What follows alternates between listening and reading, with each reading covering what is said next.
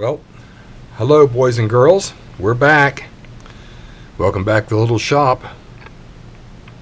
I had mixed feelings about this one, but actually I decided it was too good to pass up. One of my customers popped in the other day and asked me a question about his new guitar. He had just got it, and he said it was buzzing out, and he wouldn't know what to do about it.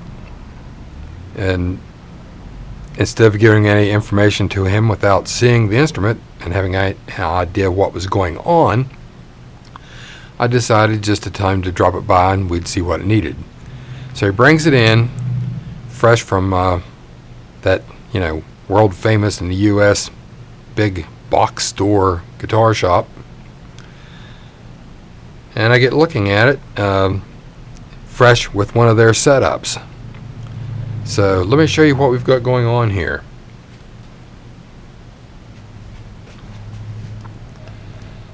First of all, the neck has about a 25 thousandths bow in it. Secondly, the strings at the 12th fret are about half as high as they should be on the bass side, and I guess maybe a 32 of an inch high on the treble side. A little low. Pickups are extremely low.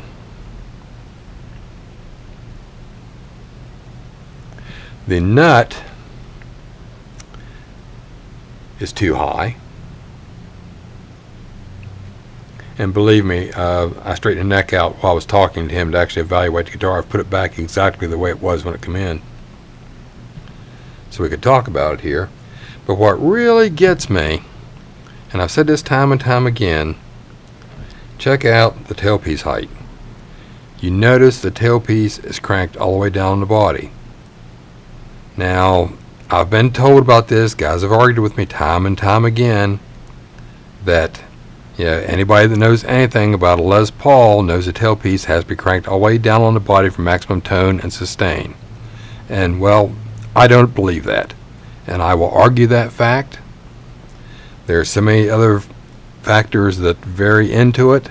You've got neck angle, you've got year of the guitar, you've got just so much stuff going on, type of bridge, there's so much happening. But the clincher here is, on a brand new guitar,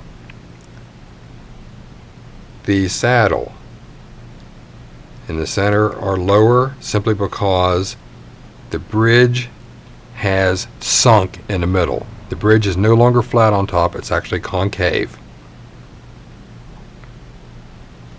So I'm also going to show you again my poster child for this. And if you've been following these videos, you've seen this before. This bridge is sunk very badly. You can see where it's curved so badly, where it's sunk, because of the same mentality. Okay? So what we're going to do is we're going to give his guitar a proper setup. We're going to straighten the neck out to where it's supposed to be. We're going to set the bridge height, reslot the bridge saddles correctly. We're going to straighten the bridge. I can't actually salvage this bridge. It's not bent badly enough yet to replace it. And we can actually straighten this bridge and save it. So we're going to do that. We're going to set his tailpiece the proper height when we're finished. The pickup heights are going to be changed. And we're going to cut the height on the nut properly. And we're going to fix anything else we run into while we're at it. So there you go. I'll catch up with you in just a little bit. Well, we're winding down this repair. A couple things I've found here that I want to point out to you. Every nut on every pot was loose. The output jack was loose. The switch nut was loose. I actually added some foam underneath the pickups to give them some additional support. But here we go. Here's something funny I ran into. I was wondering where the other truss rod cover screw was. Apparently it is here,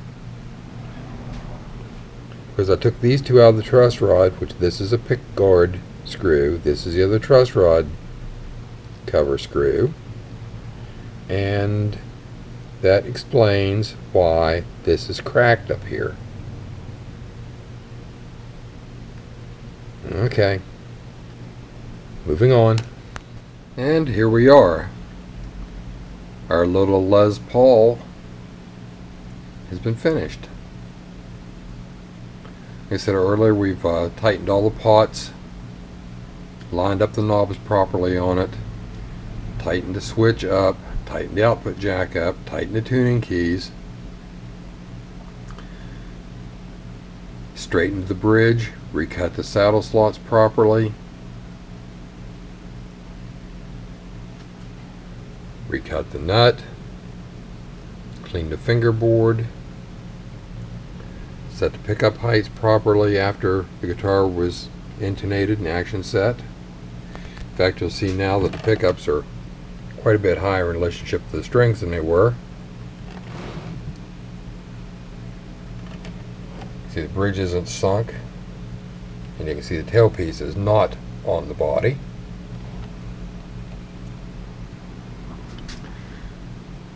So we're going to call this one done. We'll pack it up and call him and let him know his guitar is finished, and he can pick it up in a few days after it settles and recheck it some more.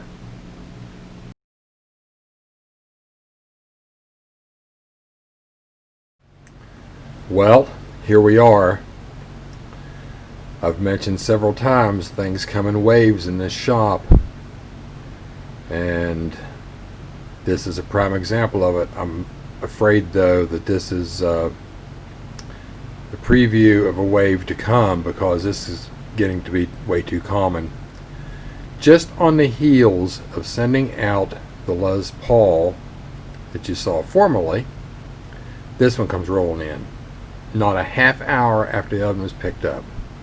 And guess what we got? It came from the same box store. Setup was done pretty much the same, even though he was told it was set up. And we've got some of the same stupid going on here. I'll show you the bridge in a minute. It is also bent. Tailpiece is cranked down all the way down on the body. We actually have the strings here coming off the saddles, hitting the back of the bridge and going down another angle. It's actually started to cut into the back of the bridge. Of course, the pickup heights need to be set up. The toggle switch is loose. Nut needs to be cut. He brought in complaining that it wouldn't stay in tune or play in tune. So we're addressing all those problems. But let me show you something here. It's going to take a second. I've put a piece of white paper behind the guitar here so you can see this a little better. If you look across this bridge, you can see that it's sunken in the middle. When I measured the radius for the strings, the B, the G, and the D set lower in the radius than they should, which is going to cause fretting out and buzzing problems. So look at this string angle. This is what I'm talking about, guys. Don't do this. Stop the madness. Alright? So I'm going to straighten the bridge on this guitar first thing, and go from there. We have to do a setup on it. So here we go. Okay, so there we go. About an hour and a half later, we have a new Les Paul setup. We've straightened the bridge. We've recut the saddle slots properly. We've set the entire guitar up. Of course, adjusted the neck, cut the nut heights, tightened the tuning keys. Another case of locking tuners don't work if they're loose.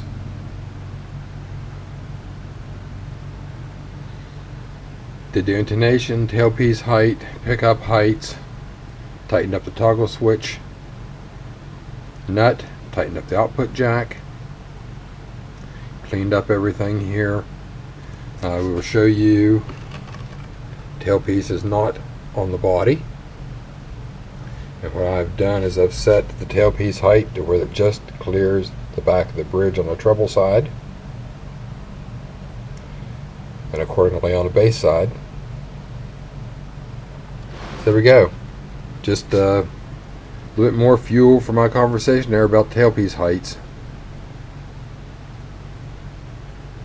So we'll see how many more of these come in. But there you go. A 2-for-1 on a Les Paul setup. Same problem, same store. So till next time, play nice.